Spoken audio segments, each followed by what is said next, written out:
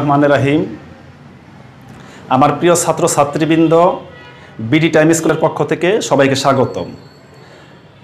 আজকে তোমাদের চতুর্ভুজ সংক্রান্ত অষ্টম শ্রেণীর উপপাদ্য 2 আলোচনা করব। সাধারণ নির্বাচন। সামন্তরিকের বিপরীত বাহু ও কোণগুলো পরস্পর সমান।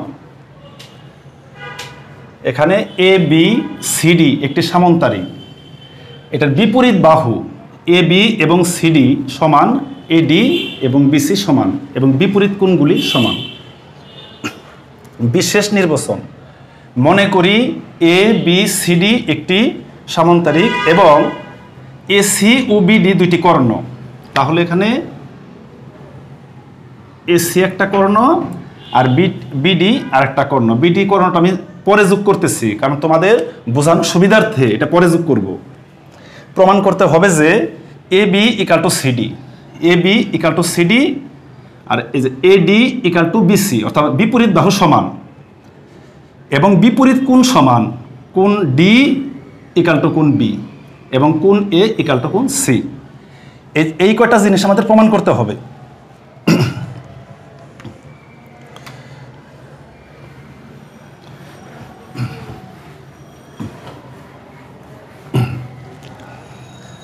প্রমাণ কি করতে হবে আমি একটু সাইডে লিখে রাখতেছি তোমাদের বোঝার সুবিধার্থে।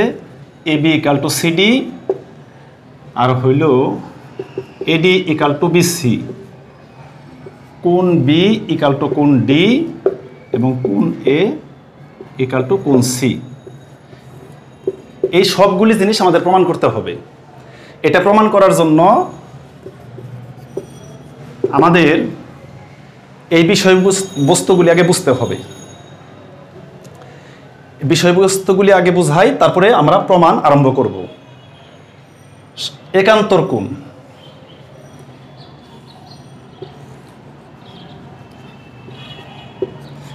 এটা নাম হলো সমান্তরাল সরল রেখা। দুইটি সরল রেখা সমান দূরত্ব বজায় রেখে একই দিকে চলতে থাকলে তাকে সমান্তরাল সরল রেখা বলে। এখান থেকে এখানের যতটুকু দূরত্ব আর অনেক দূরবর্তী যাওয়ার পরেও এখান থেকে একই দূরত্ব হবে, অর্থাৎ একটা তুলনা করা যেতে পারে ট্রেনের রেল লাইনের মতো। এটাকে বলে সমান্তরাল সরল রেখা। এটাকে যদি অপর একটা সরল রেখা ছেদ করে, এই ছেদকের বিপরীত পাশে, অর্থাৎ এই পাশে এবং ওই পাশে এবং এই সমান্তরালের ভিতরে, তাহলে ভিতরে হইলে এই পাশে আর এই পাশে হবে, আর এই ছেদকের বিপরীত পাশে যে দুইটি কোণ উৎপন্ন হয় সমান কোণ, তাকে একান্তর কোণ বলে। এই পাশে হইতে পারে এইটাও একান্তর কোণ। এই সংজ্ঞাটা আমাদের বুঝতে হবে এই জ্যামিতিটা বুঝতে গেলে। আচ্ছা, সামান্তরিক। সামান্তরিক কাকে বলে? সমান্তরাল শব্দ থেকে সামান্তরিক শব্দটা আসছে। ওই যে আলোচনা করলাম সমান্তরাল, এই বাহু সমান্তরাল এবং এই বাহু সমান্তরাল। এই সমান্তরাল থেকে সামান্তরিক শব্দটা আসছে। এই হলো সামান্তরিক। তাহলে সংজ্ঞাটা কিভাবে বলতে পারি আমি? যে চতুর্ভুজের বিপরীত বাহু সমান্তরাল তাকে সামান্তরিক বলে। কর্ণ। যে কোনো চতুর্ভুজ একটা কোণ বিপরীত কোণ, এটা যোগ করলে পরে এটা কর্ণ হয়ে যায়। এটা সংজ্ঞাটা সুন্দর ভাষায় বলতে গেলে কিভাবে বলা যেতে পারে? কোন চতুর্ভুজের বিপরীত কৌণিক বিন্দুর, অর্থাৎ কোণার বিন্দুর সংযোজক রেখা অংশকেই কর্ণ বলে। এই বাহুটার নাম হইল কর্ণ। আর হইল এটা লাগবে আমাদের সর্বসমতা।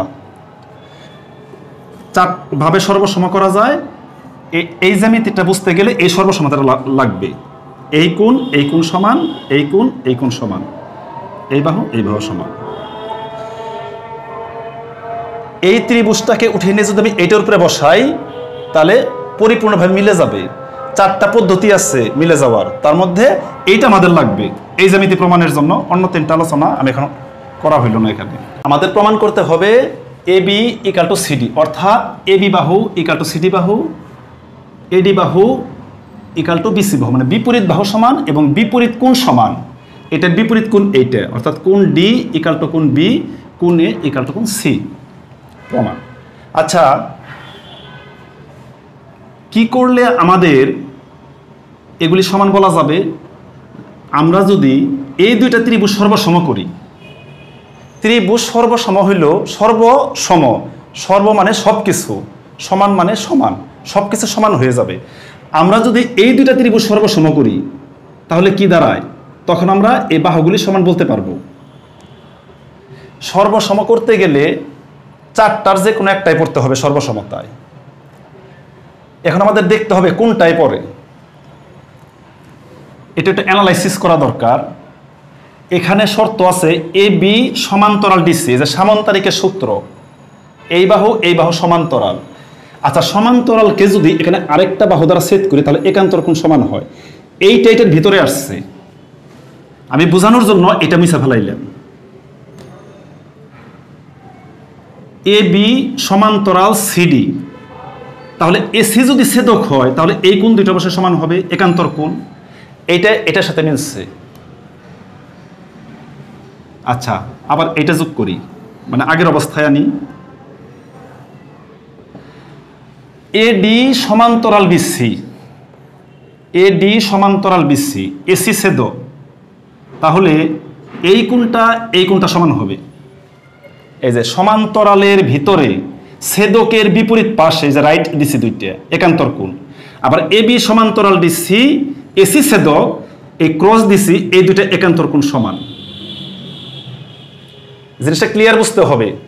এই সূত্রটাই এখানে আসছে, এই জন্য আমাদের একান্তর কোণ ভালো মতো বুঝতে হবে আমাদের, এটা কিভাবে সেট আপ হলো এখানে।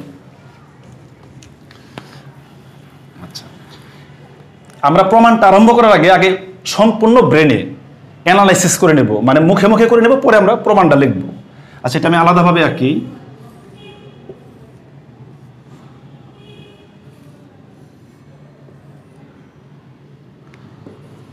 B C A D, A D C একসাথে ছিল, আমি এটা ভিন্ন মানে আলাদা করা হইল। তাহলে রাইট ডিসি এই কোণটার এখানে এই কোণটা সমান, ক্রস এইটা আর এইটা সমান। এই দুইটা ত্রিভুজের মধ্যে এই কোণ সমান, এই কোণ সমান। এই একান্তর কোণের সংজ্ঞা অনুযায়ী আমরা এটা পাওয়া গেছে। এই কোণ সমান তো বলা যাবে না। এসি সাধারণ বাহু, এই ত্রিভুজেরও এসি বাহু, এই ত্রিভুজেরও এসি বাহু। তাহলে দেখা গেল এই দুইটা কোণ এক বাহু, দুই কোণ এক বাহু, এটা মিলে গেছে এটার সাথে। এই যে চারটা সর্বসমতার মধ্যে একটা সর্বসমতা, যেহেতু মিলে গেছে তাহলে আমি এই ত্রিভুজটাকে উঠিয়ে নিয়ে আমি এখন যদি এটার উপরে বসাই, এটা সর্বসমতা হয়ে যাবে। আর যদি ত্রিভুজটা সর্বসম হয়ে যায় তাহলে কি বাকি বাহু এবং কোণগুলি সমান বলা যাবে। তাহলে আমাদের এডি, এই যে বিসি, এই বাহু বা বিপরীত কোণ সবই সমান হয়ে যাবে সর্বসম হলে।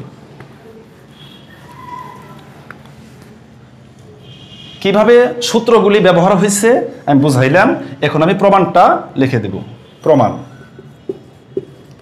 যেহেতু এ বি সমান্তরাল ডিসি,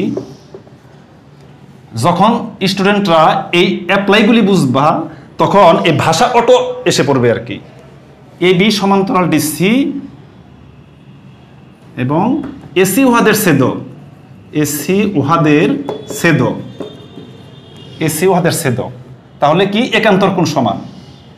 সুতরাং কোণ B A C equal to কোণ এসিডি, একান্তর কোণ, একান্তর কোণ। আবার এডি সমান্তরাল বিসি, এডি সমান্তরাল বিসি এসি উহাদের ছেদক এবং এসি উহাদের ছেদক।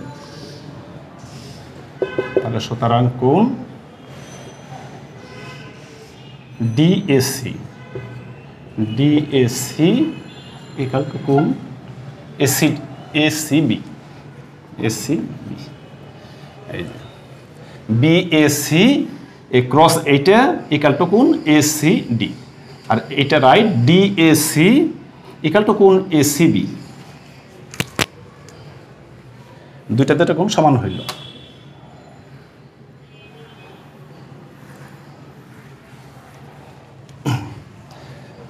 ত্রিভুজ ABC ও ত্রিভুজ ADCA। এখন আমরা ত্রিভুজ দুইটা সর্বসম করব। যেহেতু ত্রিভুজ আমি ABCটা আগে লেখা হয়েছে, তাহলে এই কোণগুলি আগে লিখতে হবে। BAC ইকাল টু কোণ ACD। এটা কিভাবে পাওয়া গেল? ওই যে আমরা প্রমাণ করছি পূর্বে, একান্তর কোণ। আর এই ত্রিভুজের রাইট দেওয়া হয়েছে এটা BCA ইকাল টু কোণ AD, রাইট এইটা হবে DAC। AC সাধারণ বাহু, AC সাধারণ বাহু। তাহলে দুইটা কোণ আর একটা বাহু যদি সমান হয়, তাহলে ত্রিভুজটা আমরা সর্বসম লিখতে পারি। এটার সাথে মিলে গেছে।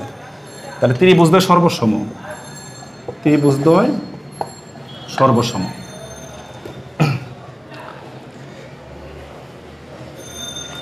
ত্রিভুজ যেহেতু সর্বসম হয়ে গেছে, এখন আমরা লিখতে পারবো সবই।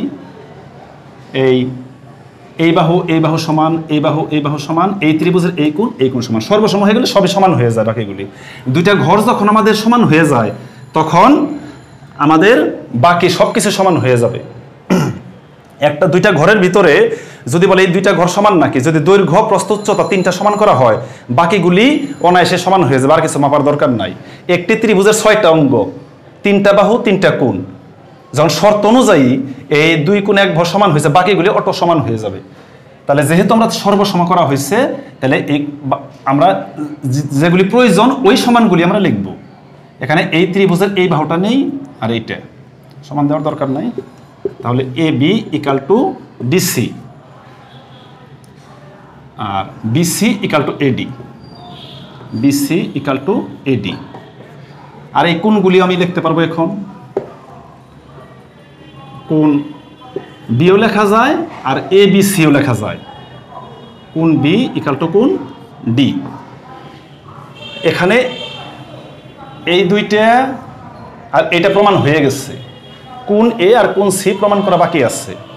আচ্ছা, আমি তো AC কোণটা যোগ করছি অঙ্কনের সময়। যদি আমি এইটা যোগ না করি, আমি যদি এইটা যোগ করতাম, তাহলে কিন্তু এই দুইটা ত্রিভুজ সর্বসম হইলে আমি এই কোণ দুইটা সমান বলতে পারতাম, আসতো, আমাদের প্রমাণে আসতো।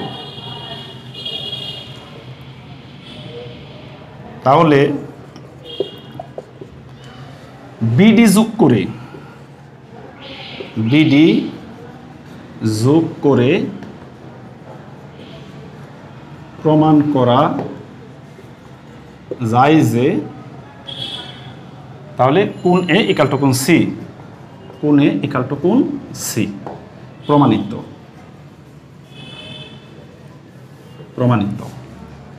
এটা তাহলে দুইটা কর্ণই যোগ করতে হবে। আমাদের বোঝানোর সুবিধার্থে এই কোণটা পরে যোগ করছি, আগে এটা করছি, প্রমাণিত হয়ে গেল। স্টুডেন্টরা এই জ্যামিতিটা করানোর আগে তোমরা এগুলি ভালো করে কমপ্লিট করবা। আমি পরবর্তী কোনো ক্লাসে যতগুলি সংজ্ঞা আছে সবগুলি আমি বুঝিয়ে দেবো আর কি। আপাতত প্রতিটা জ্যামিতিতে কি কি সংজ্ঞা লাগে আমি পাশে সাইড নোট দিয়ে দিতেছি। এগুলি ভালো মতো বুঝতে হবে, তারপর এগুলি অ্যাপ্লাইগুলি বুঝতে হবে। এইভাবে আর 10টা উপপাদ্য করলেই ক্লিয়ার হয়ে যাবে। তো নিজের ভাষায় আস্তে আস্তে সেন্স আসা করবে। আচ্ছা, আল্লাহ হাফেজ, সবাইকে ধন্যবাদ।